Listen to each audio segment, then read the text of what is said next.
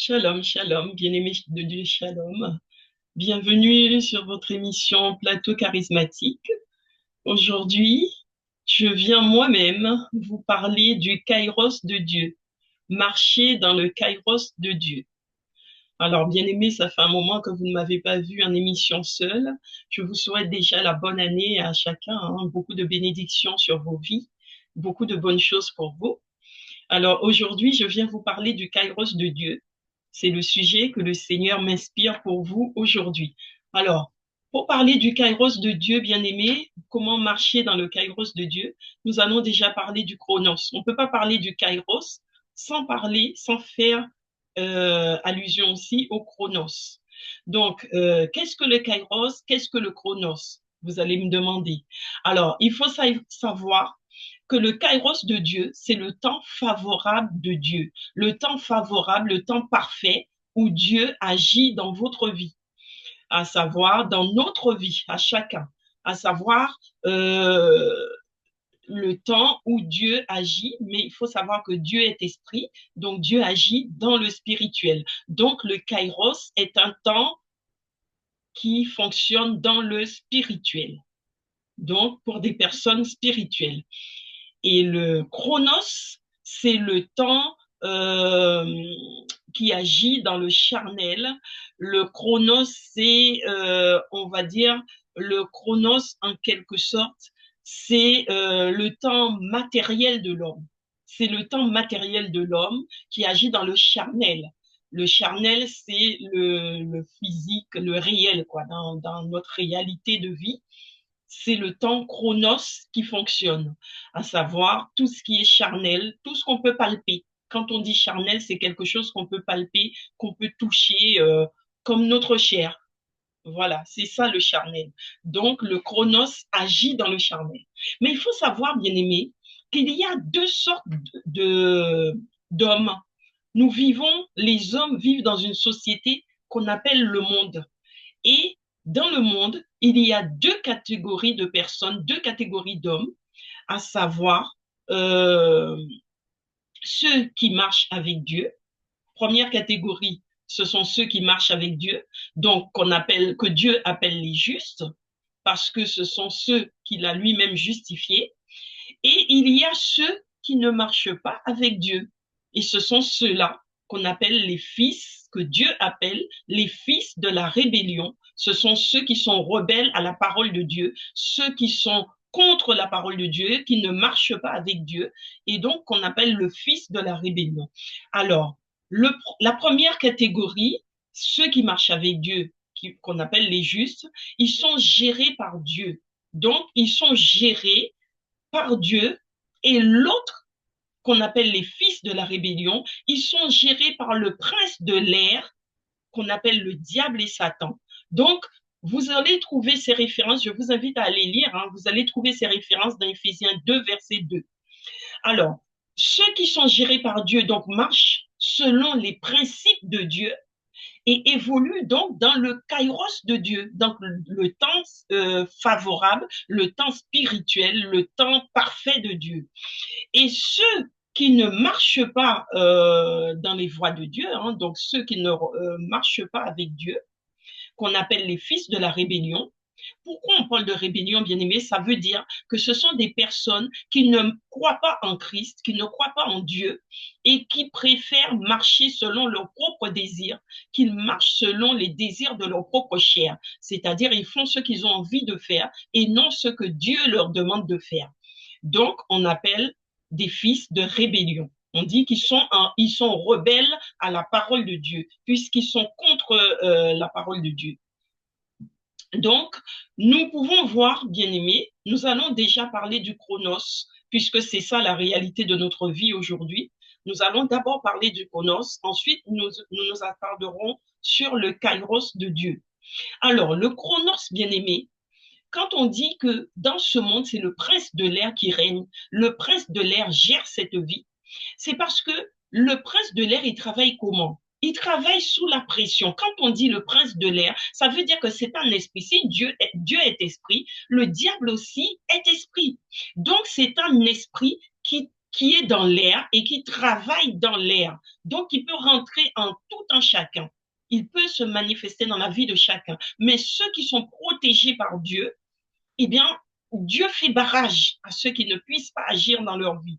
Mais ceux qui ne sont pas sous la protection de Dieu, eh bien, le prince de l'air peut rentrer facilement en eux et leur faire toutes sortes de bêtises, de choses qu'ils ne devraient pas faire. Donc, le prince de l'air, donc, comme il sait que son temps est compté, puisque nous savons tous que Jésus revient bientôt, donc comme il sait que son temps est compté, il agit avec précipitation. Et comment est-ce qu'il fonctionne? Il fonctionne et travaille sous la pression. Bien-aimé, le prince de l'air travaille sous la pression et il se nourrit de la peur de l'homme. Il se nourrit de la peur de l'homme et il travaille sous la pression. Un peu de pression, si vous regardez bien, dans le monde, un peu de pression et c'est la panique totale. Nous avons l'exemple du Covid, bien aimé. Lorsque le Covid est arrivé et qu'on a annoncé le confinement, tout le monde était en panique. Ça a été une panique générale, une panique mondiale. Mais même sans aller sur le côté mondial, si vous prenez les choses du quotidien, vous verrez que les gens paniquent facilement. Il faut peu pour faire paniquer une société, pour faire paniquer le monde, pour faire paniquer les gens. Euh, et donc, le prince de l'air, il agit ainsi par pression, il vient faire oppression dans votre vie. Par exemple, je vais prendre un exemple du quotidien. Une personne qui a des problèmes de santé graves. Tu vas chez le médecin et le médecin t'annonce un cancer, le sida ou des maladies graves. Tout de suite, tu es en panique.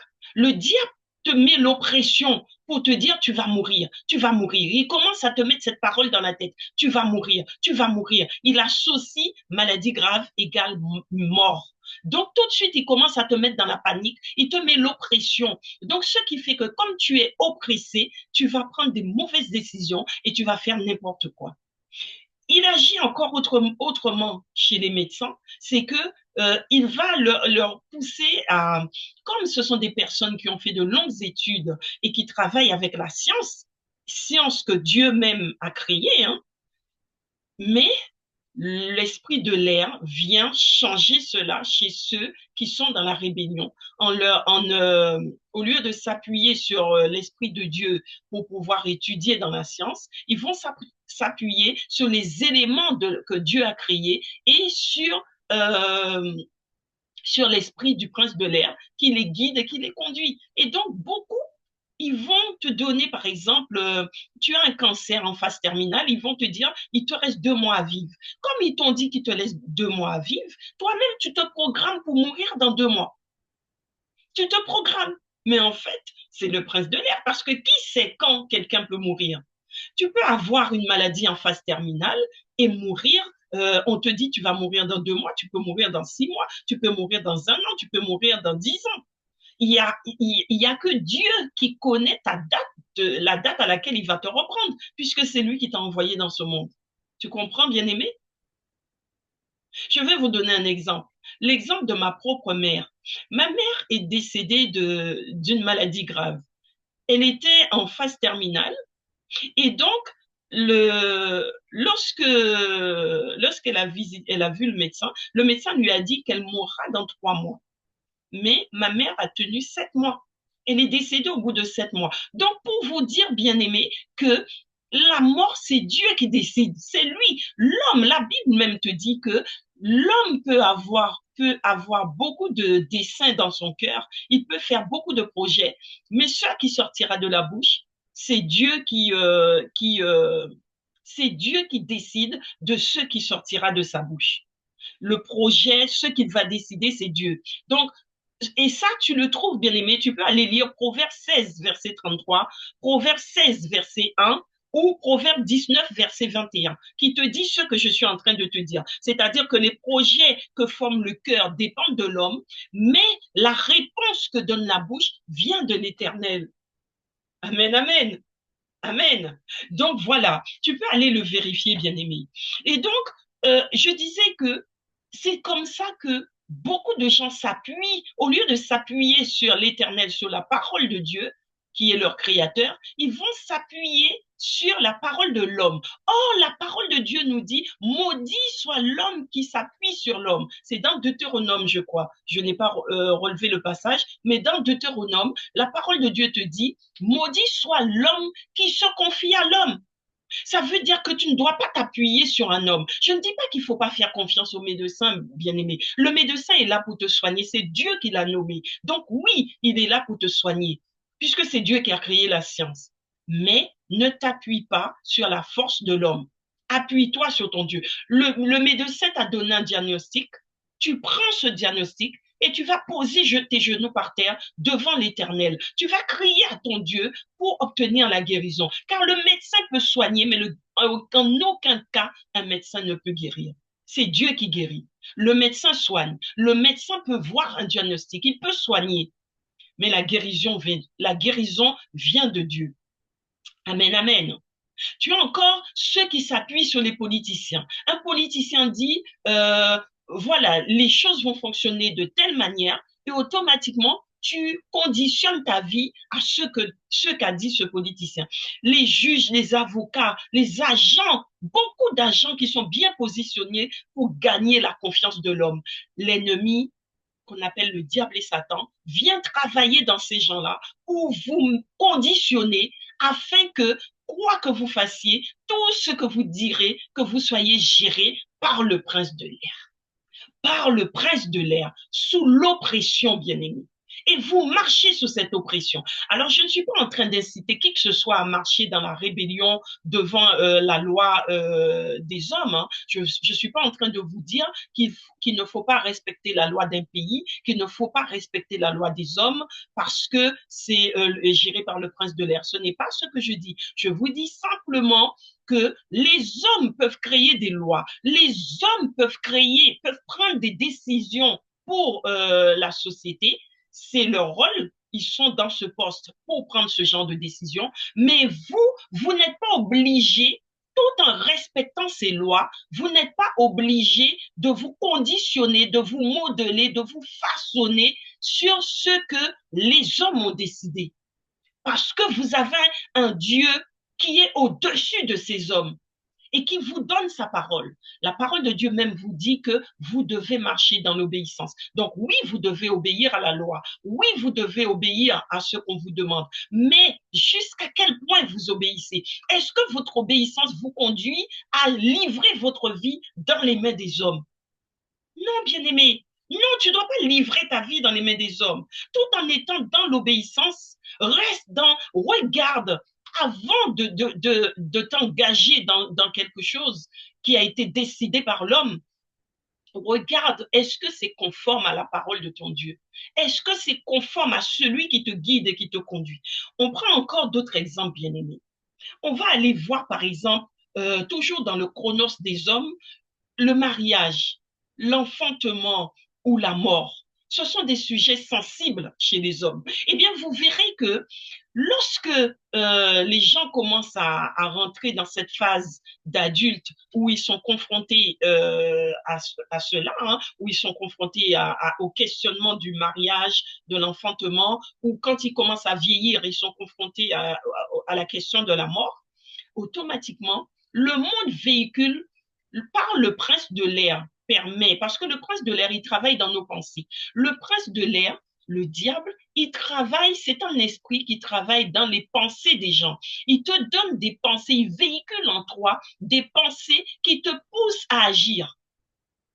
Et lorsque tu agis, c'est là que tu pêches.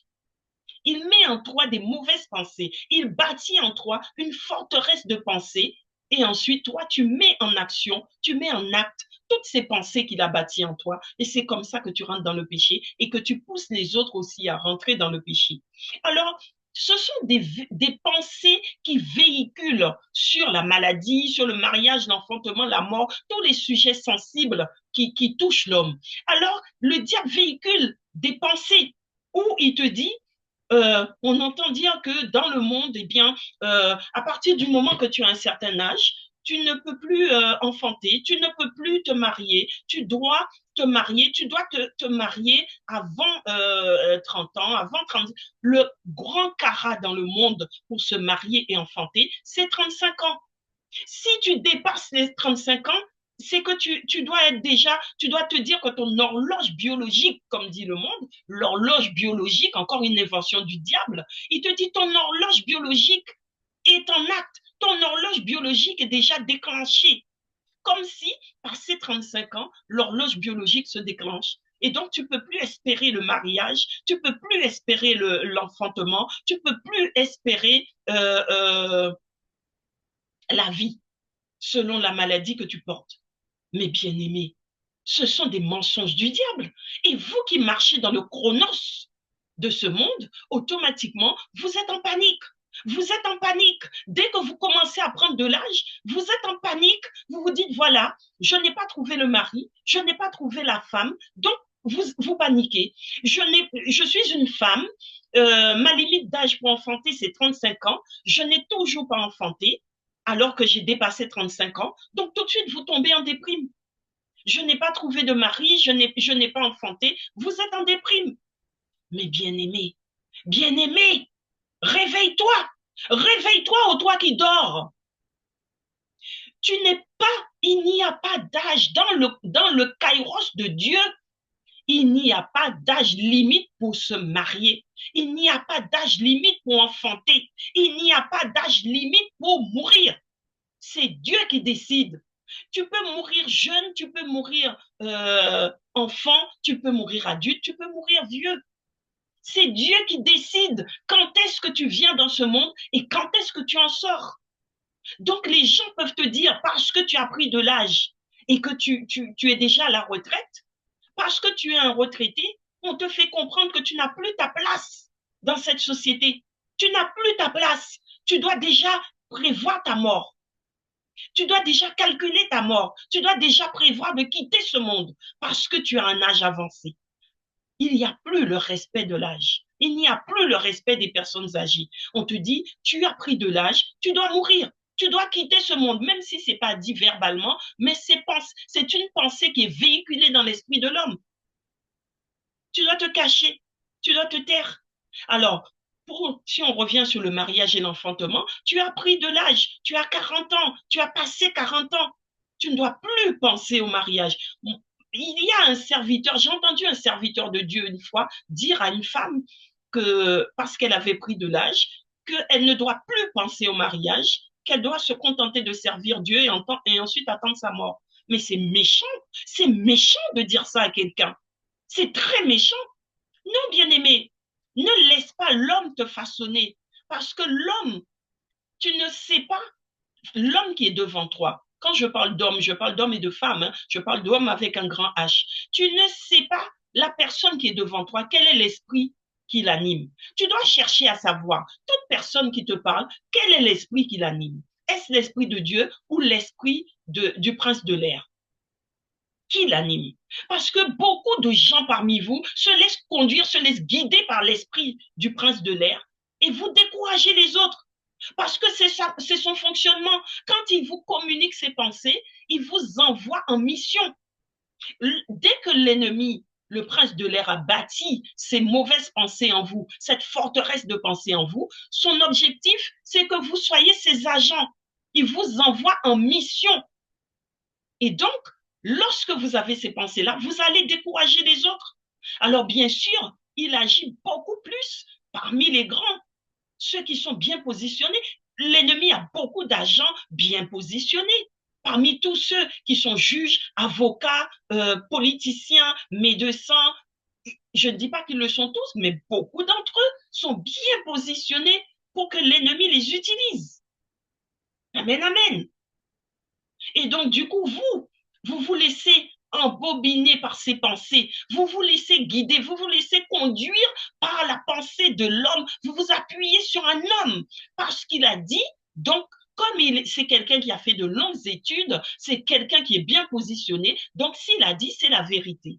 Mais la réalité de ce monde n'est pas la vérité de la vérité. La vérité vient de Dieu, bien-aimé. Il n'y a qu'une seule vérité, c'est la vérité de Dieu. La réalité n'est pas la vérité. La réalité, c'est ce que nous vivons. mais la vérité, c'est ce que Dieu dit. Amen, amen. Est-ce que tu comprends la différence? La réalité, c'est que le médecin te dit qu'il te reste 2 mois à vivre. Mais la vérité, c'est que tu es mort au bout de 7 mois. C'est que Dieu a dit, Dieu a décidé, le chronos de Dieu, c'était que tu partes au bout de 7 mois. Mais le kairos de Dieu, pardon, le kairos de Dieu, c'était que tu partes au bout de 7 mois. Mais l'homme a décidé que dans son chronos, au bout de 2 mois, tu dois partir. Mais comme c'est pas l'homme qui a le dernier mot, donc tu ne pars pas. Et tu pars dans le kairos de Dieu. Que tu sois croyant ou non croyant, c'est le kairos de Dieu qui t'emmènera à la mort. Amen, amen. Même si certains disent qu'on peut mourir avant le temps, moi je n'y crois pas. Si tu es mort, c'est parce que c'était ton temps de mourir. Amen, amen. Donc du coup, je dis que beaucoup croient au chronos, vous vous accrochez au chronos et vous parlez d'horloge biologique. Bien aimé, la parole de Dieu dit que ce que tu proclames sur ta vie, c'est ce qui t'adviendra. Ça veut dire que si tu proclames toi-même sur ta vie, tu proclames que si tu proclames qu'il y a une horloge biologique dans ton corps, eh bien, automatiquement, les choses se feront. Et c'est pourquoi vous voyez que beaucoup d'enfants de Dieu, après 40 ans, n'arrivent pas à enfanter. D'autres après 35 ans. Pourquoi? Parce que toi-même, tu as proclamé sur ta vie. Tu t'es maudit toi-même. Quand tu proclames sur ta vie, soit tu te bénis, soit tu te mets maudit. Donc, si tu t'es maudit toi-même, tu as proclamé sur ta vie qu'après cet âge, tu n'enfanteras pas, eh bien, tu n'enfanteras pas, bien-aimé. Tu n'enfanteras pas parce que tu l'as proclamé toi-même. La Bible déclare dans le livre d'Exode, je crois, dans le livre d'Exode, je crois, le Seigneur dit, la parole de Dieu dit que nous sommes tous prophètes, rois, et nous sommes tous rois, prophètes et prêtres, prophètes et rois. Nous sommes tous prêtres, prophètes et rois de notre vie. Donc, tu es toi-même le prophète de ta vie. Donc, si tu prophétises que tu n'auras pas d'enfant, tu n'en auras pas. Même si tous les pasteurs du monde vont prier pour toi, tu n'en auras pas parce que tu t'es déjà maudit toi-même. Tu as déjà scellé ton sort. Tu as dit que tu n'auras pas de mari parce que tu es trop vieille. Eh bien, tu n'auras pas de mari parce que tu as scellé ton sort dans cette parole. Tu as dit que tu vas mourir. Eh bien, tu mourras. Bien-aimé, ce que tu proclames, c'est ce qui t'advienne. Lorsque Jésus faisait une guérison, si vous allez relire le livre de Matthieu, par exemple, qui parle de beaucoup de guérisons que Jésus a fait. Lorsque Jésus faisait les guérisons, par exemple, la femme aux pertes de sang, lorsque Jésus a guéri cette femme, il lui a dit qu'il t'advienne. Lorsque cette femme s'est dit, si j'arrive seulement à toucher le pan de sa robe, je serai guérie. Jésus a vu la foi de cette femme. Il lui a dit qu'il t'advienne selon ta foi. Lorsque l'aveugle est venu auprès de Jésus, lorsque les paralytiques, tous ces gens qui sont venus auprès de Jésus, Jésus leur disait toujours, qu'il t'advienne selon ta foi.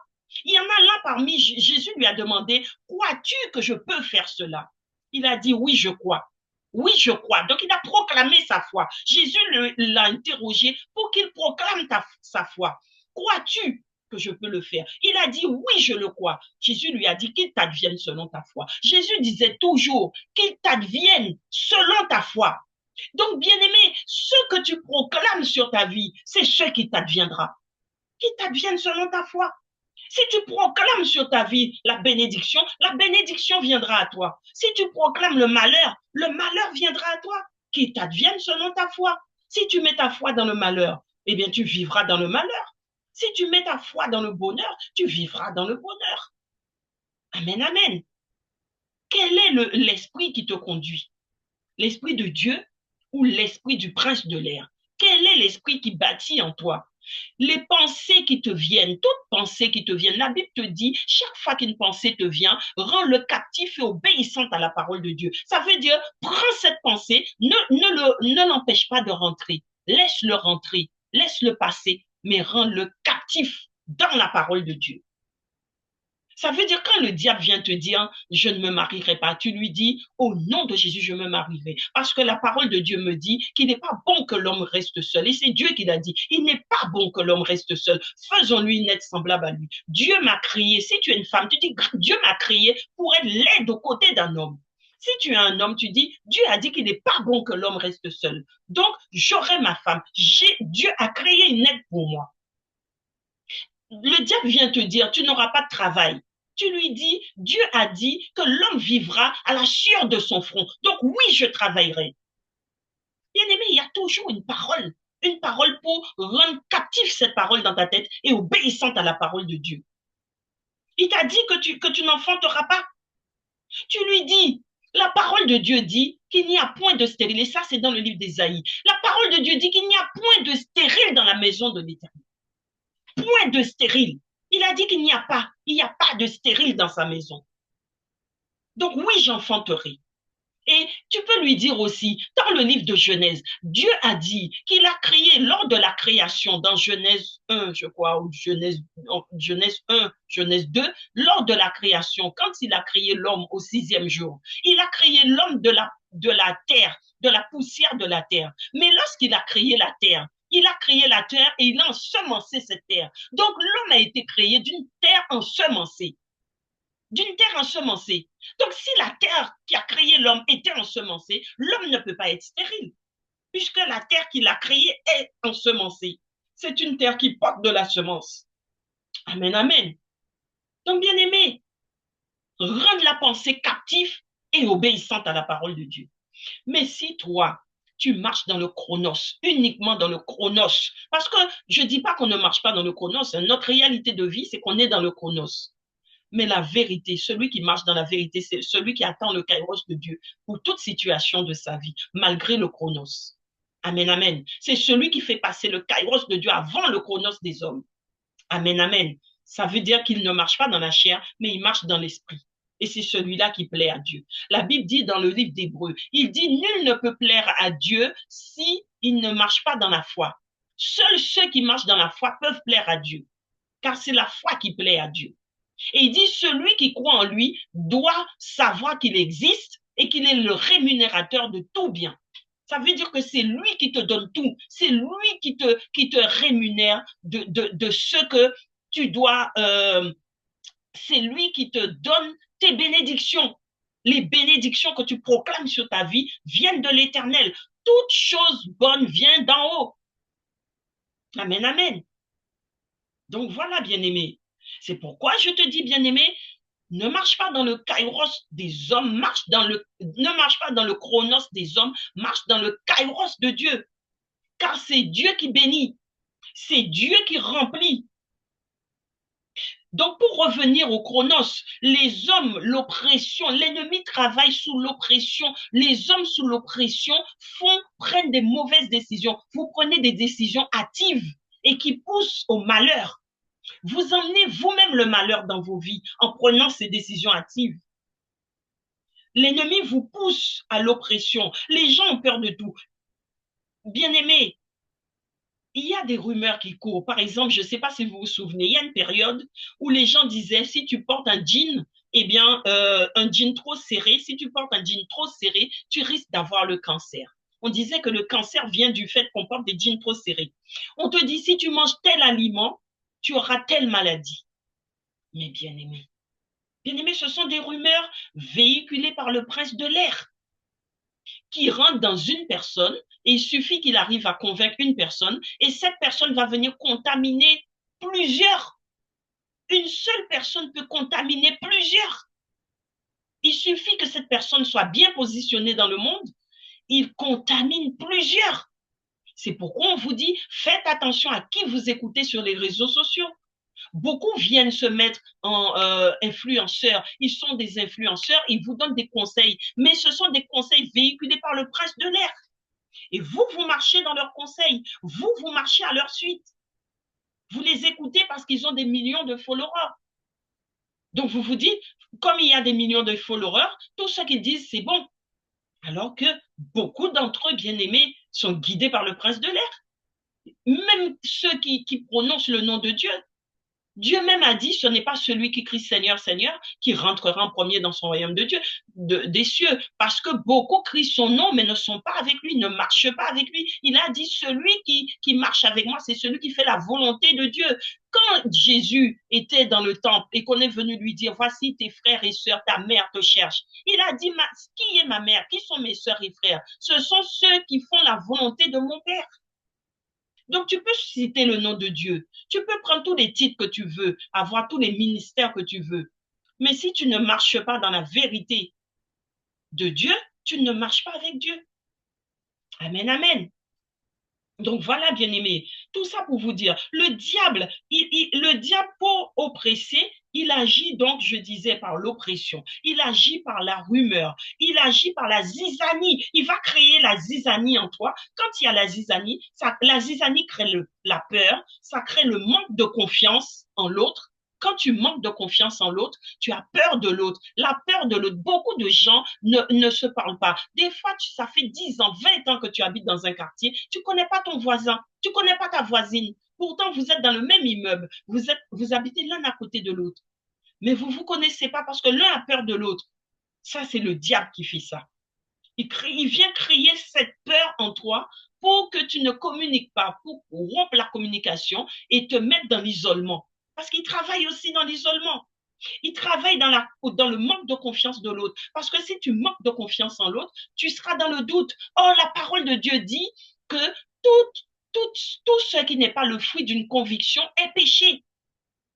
Donc, si tu as peur de l'autre, tu n'as pas confiance en l'autre, c'est que tu as un manque de conviction et donc tu es dans le péché, tu tombes dans le péché à cause de ça.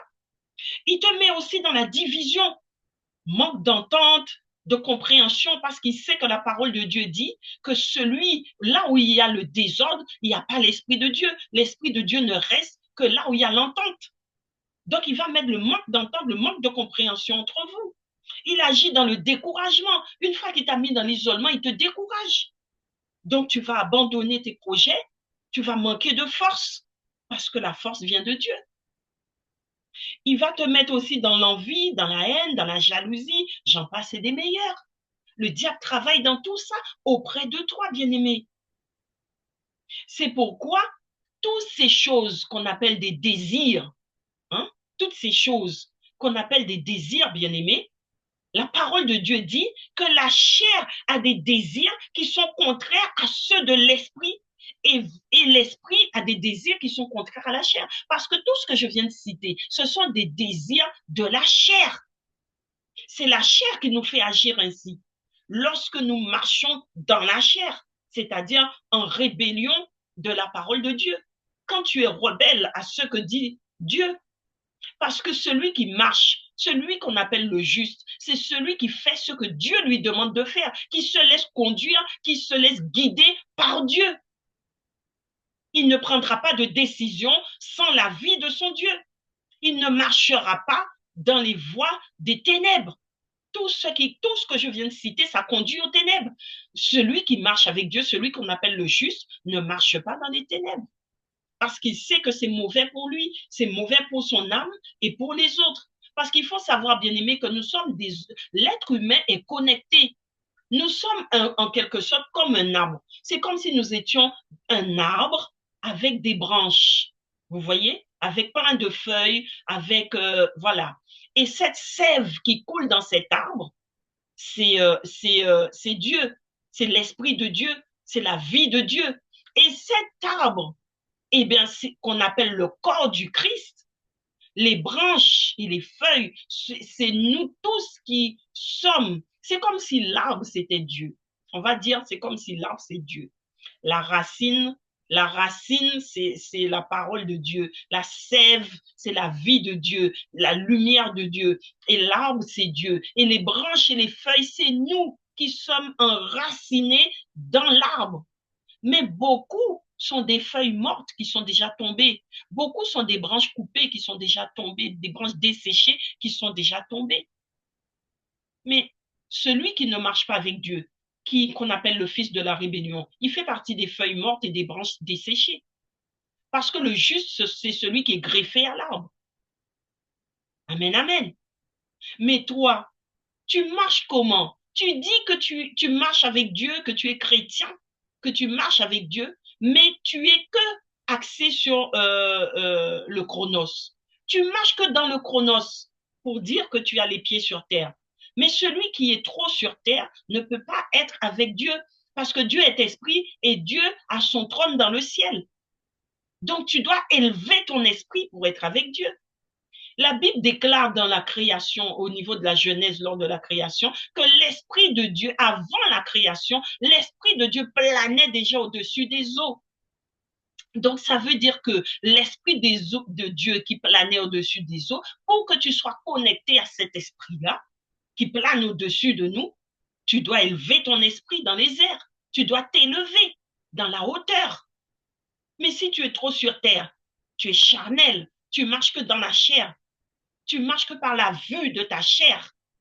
Mais des fois, le diable peut regarder au travers de la vue de ta chair. Il peut te faire voir des choses que toi-même tu n'as pas envie de voir, des choses que Dieu ne t'a pas montrées. Amen, amen. Mais si tu as ton esprit éveillé, un esprit élevé, et que tu es connecté à l'esprit de Dieu, eh bien, tu marcheras dans l'esprit de Dieu. La parole de Dieu dit que Dieu a tout créé. Il l'a dit dans le livre de Matthieu. Il dit qu'il a tout créé. Je vous laisse aller chercher, hein, bien aimé. Je vous donne les références pour que vous alliez lire. Je crois que c'est dans Matthieu 10 ou Matthieu 11. Il dit que Dieu dit que nous devons, j'ai perdu ce que j'allais dire, on doit être connecté à l'Esprit de Dieu. On doit être connecté, tu dois être connecté à l'Esprit de Dieu pour être appelé le juste et marcher selon la volonté de Dieu. Amen, amen. Voilà, c'est ce que j'allais dire. Merci Seigneur. J'allais dire que la connexion avec Dieu, Dieu te dit que nous avons été créés pour Dieu. Nous avons été créés par Dieu. Nous avons été créés pour Dieu et nous marchons en Dieu. Nous avons été créés par Dieu, pour Dieu et en Dieu. Donc tu marches en Dieu. Dieu est en toi et tu marches avec lui dans sa parole. Et tu as été créé pour lui et tout se fait, tout ce que tu fais, tout ce que tu dis, tout ce qui te concerne doit être fait pour Dieu, doit être fait en direction de Dieu, pour Dieu, en Dieu et par Dieu. Donc, ça veut dire quoi? Ça veut dire que tu ne peux pas prendre des décisions seul. Tu dois prendre tes décisions par Dieu. C'est Dieu qui t'indique, qui te donne la direction. Tu dois faire les choses pour Dieu, donc dans le sens du bien, puisque Dieu est justice. Le droit et la justice, c'est la base de son trône. Et tu marches en Dieu. Ça veut dire que Dieu est en toi. Parce que ce grand Dieu est en toi, tu fais attention à ta marche. Amen, amen. D'accord? Parce que la Bible même dit que ceux qui marchent selon la chair n'hériteront pas le ciel. Donc fais attention à comment tu marches, bien-aimé. Fais attention parce qu'il dit que celui qui marche selon la chair n'héritera pas le ciel. Et pour revenir au chronos de Dieu, au kairos de Dieu, bien-aimé, le kairos de Dieu, je vais vous citer un exemple pour vous faire comprendre le kairos de Dieu. Je vous ai dit, le kairos de Dieu, c'est de pouvoir marcher dans le temps de Dieu, le temps parfait de Dieu. Parce que Dieu a un temps parfait sur nos vies. Il a dit dans sa parole, dans Jérémie 29, verset 11, la parole de Dieu dit, je connais le projet que j'ai formé sur vos vies. Ce sont des projets de paix et non de malheur, afin de vous assurer un avenir et de l'espérance. Donc, ça veut dire, bien-aimé, si Dieu dit qu'il a formé sur ta vie un avenir et de l'espérance, ça veut dire si c'est lui qui a formé ce projet, c'est lui qui doit te diriger dans ce projet. Et il a un temps kairos, un temps parfait qu'il a défini sur ta vie. Alors, j'entends beaucoup dire que non, c'est pas Dieu qui choisit ton époux ou ton épouse, c'est toi-même qui dois choisir. Non, bien-aimé. Tu choisis, oui, mais avec l'aide de Dieu. Parce que Dieu t'a dit, lorsque quelqu'un vient vers toi, ou tu es un homme, tu vas vers une femme, tu dois demander l'avis de Dieu. Seigneur, est-ce que cette femme est pour moi? Seigneur, est-ce que je dois aller vers cette femme? Toi, femme, Seigneur, est-ce que cet homme est pour moi? Est-ce que je dois accepter, accueillir cet homme? Et une fois que tu as cette conviction que cette personne est pour toi, tu dois encore aller plus loin, c'est-à-dire prendre des temps de prière avec cette personne. Vous devriez être en communion, prendre des temps de prière et il y a des signes qui doivent te montrer est-ce que tu as fait le bon choix ou pas. Si ces signes-là sont négatifs, eh bien, tu dois savoir que tu n'as pas compris la réponse de Dieu. Et tu dois agir. Si tu vois les bons signes, eh bien, c'est que Dieu t'a répondu et tu as compris sa réponse. Parce que Dieu répond toujours. Et donc, le kairos de Dieu, c'est être dans le temps de Dieu. Je vais vous citer un exemple dans la Bible. Nous allons prendre l'exemple de Joseph, bien-aimé. Joseph, c'est un exemple parfait qui décrit le kairos de Dieu. Joseph, si vous regardez la vie de Joseph, c'est toute une histoire, c'est toute une trame, toute une histoire qui raconte la vie de Joseph. On voit que dans la vie de Joseph, Joseph avait 17 ans lorsqu'il a été vendu par ses frères. En fait, c'est comme si c'était tout le déroulement, un peu, on voit que tout est bien concocté par Dieu. Dieu a utilisé beaucoup de personnes pour agir dans la vie de Dieu, dans la vie de Joseph. On voit que Joseph était jeune, c'était un enfant. Et Joseph, il parlait beaucoup. C'était un enfant qui parlait beaucoup. Mais c'est Dieu qui a permis qu'il parle. Beaucoup disent que, ouais, il a trop parlé. Non, bien-aimé, il faut comprendre une situation. C'est Dieu qui a permis que Joseph soit bavard. Il fallait que Joseph soit bavard parce qu'il fallait que ses frères le haïssent pour pouvoir le vendre. Parce que l'objectif de Dieu, c'est que Joseph parte en Égypte pour pouvoir mener sa mission. Il devait se retrouver en Égypte. Mais comment un enfant peut se retrouver en Égypte sans ses parents s'il n'y a pas toute une histoire derrière? Donc, du coup, Dieu a bien concocté les choses, des choses que nous ne pouvons pas comprendre. Mais la trame, si vous regardez la trame, c'est le plan de Dieu. Donc, Dieu a permis qu'il soit bavard. Ensuite, Dieu a permis que son père l'aime plus que ses autres frères, que son père fasse une différence entre lui et ses autres frères. Et à cause de cet amour de son père, ses frères l'ont pris en haine. Parce qu'ils ont vu que le père l'aimait plus qu'eux. Donc, ils l'ont pris en haine. Ensuite, le père, Joseph, il était bavard, il rapportait tout à son frère, à son père. Tout ce que faisaient ses frères, il allait rapporter à son père. Et le père, eh bien, qu'est-ce qu'il a fait? Il s'en est servi, Dieu l'a utilisé pour qu'il s'en serve et que lorsque les frères sont partis faire paître les brebis, il a envoyé Joseph espionner ses frères. Vous voyez, bien aimé, comment Dieu fait bien les choses. Son père lui dit d'aller espionner ses frères pour voir ce qu'ils font. Et ensuite, en chemin, lorsqu'il allait vers ses frères, comme il est jeune, c'est un enfant, il avait 17 ans à l'époque, alors du coup, il croise un homme sur la route et cet homme lui indique le chemin. Mais cet homme, qui était-il? Comment ça se fait que Joseph passe son chemin et l'homme l'arrête pour lui dire, que fais-tu ici? Qui cherches-tu? Mais tu ne vois pas que c'est Dieu, que c'est l'ange de Dieu qui est venu parler à Joseph dans le plan de Dieu, dans son kairos, son plan parfait. L'ange l'arrête, cet homme l'arrête et lui dit, que cherches-tu? Et donc il dit, je cherche mes frères.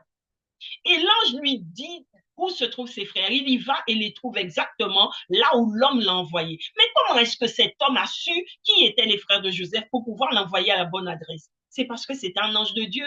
On peut supposer que c'était un ange de Dieu, bien-aimé, qui a été mis sur le chemin de Joseph pour pouvoir le conduire à la bonne adresse afin qu'il ne s'égare pas. Et quand les frères de Joseph le voient arriver de loin, Dieu met dans leur cœur, Dieu suscite dans leur cœur des pensées.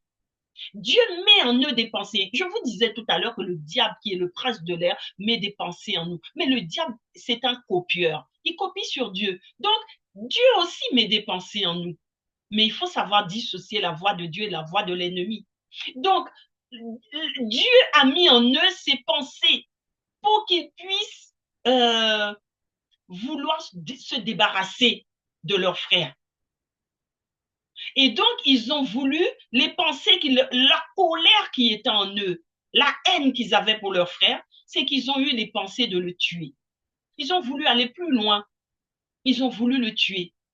Mais Dieu n'a pas permis. Dieu a suscité encore l'un des frères, l'aîné, pour lui dire, pour dire aux autres, non, ne tuons pas notre frère. Ensuite, eux-mêmes, ils finissent, Judas, qui était le deuxième frère, je crois, ou le deuxième, je crois, qui finit par dire, mais que gagnons-nous à tuer notre frère? Donc Dieu commence à le faire raisonner pour qu'il arrive à le vendre parce que les Madianites étaient en chemin, ils arrivaient. Donc, ils ont jeté Joseph dans le puits. Et ensuite, ils le font remonter. En voyant les Madianites, Dieu leur donne cette lumière encore pour leur dire, vendez-le.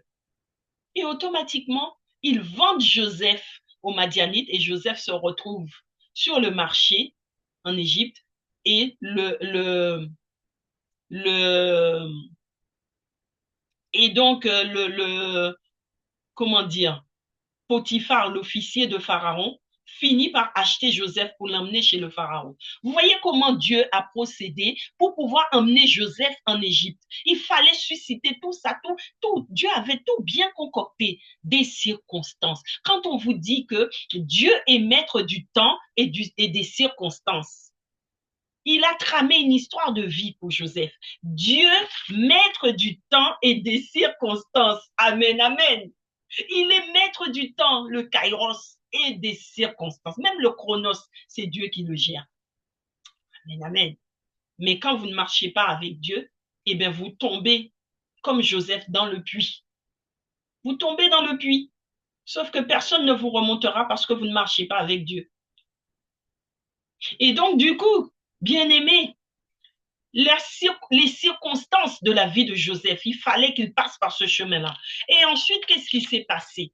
Qu'est-ce qui s'est passé? C'est qu'arrivé chez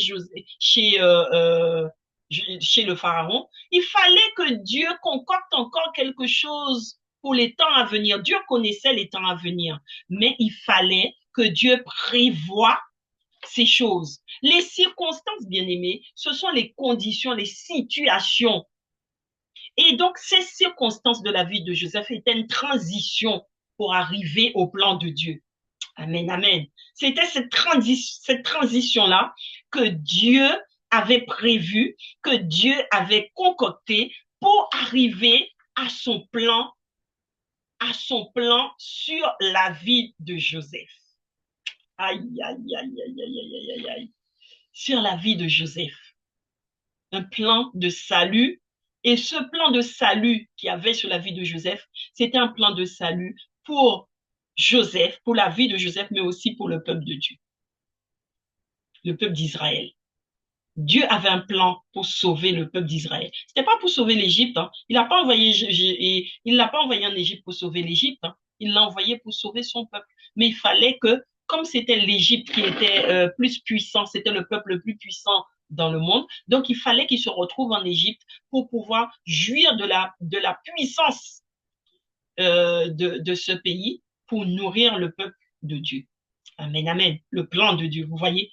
Et donc, de ce fait, ce qui s'est passé, c'est que Dieu devait encore susciter. Donc, Dieu suscite encore la femme du Pharaon vers Joseph. Et Joseph, elle a voulu coucher avec Joseph. Joseph a refusé. Et donc, elle a accusé Joseph. Joseph se retrouve en prison. Quand Joseph se retrouve en prison, bien aimé, c'était encore le plan de Dieu. C'était encore le plan de Dieu. Il fallait qu'il aille en prison. Pourquoi? Parce qu'il y avait ces deux hommes-là qui étaient des serviteurs du Pharaon, celui qui sert le vin et l'autre qui sert le pain, le panetier et je sais plus comment on appelle celui qui sert le vin. Et donc, du coup, Joseph devait les retrouver. Et qu'est-ce que Dieu fait encore? Dieu leur donne des songes. Dieu leur donne des songes et c'est Joseph qui leur traduit les songes. Mais lorsque celui qui servait le vin est retourné vers Pharaon, Joseph lui a dit, ne m'oublie pas. Vous voyez, quand on est dans le chronos, quand on reste que dans le chronos, Joseph a dit à ce monsieur, ne m'oublie pas, souviens-toi de moi quand tu seras bien. Mais lui, dans le chronos, il ne s'est pas souvenu de Joseph. Il a oublié Joseph. Il a mené sa vie, il a oublié Joseph. Donc, pour ceux qui sont dans le chronos et qui font confiance qu'au chronos, vous allez vous perdre. Lui, il a oublié Joseph. Hein. Si Joseph n'était pas dans le kairos de Dieu, mais Joseph était perdu, il allait finir sa vie en prison. Parce que cet homme ne s'est pas souvenu de lui. Mais Dieu, qui est maître des circonstances, qui est maître du temps et des circonstances, Dieu a permis, Dieu encore dans son plan de salut, a donné encore un songe au Pharaon au temps Kairos où Joseph devait quitter la prison. Il a donné Et pendant ce temps que Joseph est en prison, il faut savoir que Dieu était en train de préparer Joseph. Il préparait Joseph pour son ministère. Joseph était déjà dans le chemin de son ministère sans même le savoir, mais Dieu était en train de le préparer. Combien d'entre vous supporteraient, bien aimé, supporteraient que, jeune à 17 ans, on vous arrache de votre famille, vous vous retrouvez esclave, ensuite vendu en esclave, ensuite vous vous retrouvez en prison, et ensuite de la prison, vous ressortez, vous êtes déjà adulte. Combien d'entre vous supporteraient ça? Mais Dieu fait ces choses-là pour sauver son peuple. Voilà ce que Dieu a fait pour sauver Israël. Et donc, de ce fait, pour continuer mon histoire, Dieu a donné un songe au Pharaon. Et lorsque le Pharaon a fait appel à tous ses dignitaires autour de lui, aucun n'a su lui donner l'explication du songe. Et c'est de là que l'autre, celui qui servait le vin, s'est souvenu. Dieu lui a ravivé sa mémoire. Dieu a ravivé sa mémoire au temps kairos de Dieu. Dieu a ravivé sa mémoire pour lui dire, souviens-toi de Joseph, c'est lui qui pourra traduire ce songe. Et c'est de là que, et pour bien montrer que c'est l'œuvre de Dieu, Dieu a permis que tous les magiciens, les dignitaires, tous soient passés avant Joseph. Et n'ayant pas pu traduire le songe, Dieu envoie Joseph. Et c'est de là que cet homme va voir le Pharaon pour lui dire que Dieu m'en pardonne, qu'il avait oublié, quoi. Et qui se souvient de Joseph. C'est de là que Joseph sort de prison pour pouvoir donner l'explication. Et c'est alors qu'il devient premier ministre du Pharaon. Amen, amen. Vous voyez toute la trame, comment Dieu a travaillé les choses pour emmener Joseph en Égypte, devenir premier ministre, administrateur de tous les biens du Pharaon. Et ensuite, c'est alors qu'il y a eu cette grande famine et que Joseph, étant le chef en Égypte, a pu nourrir tout le peuple d'Israël. Amen, amen. Vous voyez, c'était le plan de Dieu, bien-aimé. Donc, quand le plan de Dieu sur la vie des hommes, quand Dieu a un plan sur ta vie, mais tu dois faire confiance à ce Dieu-là. Tu dois lui faire confiance, car il t'a dit, tout concourt au bien de ceux qui aiment Dieu, de ceux qui sont appelés selon son dessein. C'est Dieu qui met du temps et des circonstances. Vous avez vu toutes les personnes que Dieu a suscitées dans la vie de Joseph pour le conduire dans son plan de salut. Aïe, aïe, aïe. Bien-aimé, Dieu n'est jamais en retard. Sache-le, bien-aimé, Dieu n'est jamais en retard. Dieu fait les choses dans son temps.